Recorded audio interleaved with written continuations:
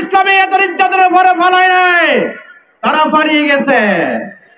আমি বলতে চাই, এই রামগতি দক্ষিণাঞ্চলের বাসীকে বলতে চাই, ইসলামী ছাত্র শিবির তৈরি করেন ডাক্তার মিনহাজের মতো ছাত্র, যিনি এই স্কুল থেকে এই শিবিরের সাথী হয়েছেন, সদস্য হয়েছেন। ভাইয়েরা আমার, আমরা যারা শিক্ষক তারা দেখি শ্রেণীর মধ্যে সর্বশেষ পর্যায়ের যে ছাত্রগুলা, যারা টোকাই, যারা ছাদাবাজ, যারা সন্ত্রাস মস্তানি করেন, যারা নারী দর্শন করে, যারা ফিনজিলি নির্বাচনে জড়িত, আপনারা তাদেরকে নিয়ে, তাদেরকে অস্ত্র দিয়ে, নারী দিয়ে ফুসেন। তাদেরকে দিয়েই রামগতির মাঠে, রামগতির ময়দানে আহমদুল্লাহ সেলিম স্যারের মতো লোকের মাথা ফাটিয়ে রক্তে ময়দান লাল করেছেন।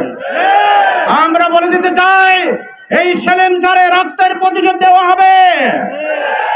আমরা প্রত্যেকটি ঘরের মধ্যে মিনহাজের মতো ছাত্র তৈরি করব।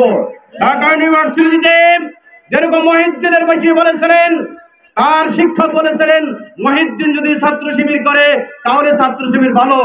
এই ইউনিভার্সিটির ছাত্ররা বলেছেন, আমরা ক্লাসে দেখি ছাত্র শিবির, বাইরে ছাত্র শিবির, আশেপাশে যেদিকে তাকাই সেদিকে ছাত্র শিবির।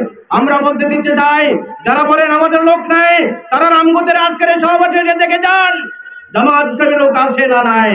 সুতরাং সাবধান, যারা আবার ঢুকতে চাচ্ছেন হিসাব করে ঢুকবেন।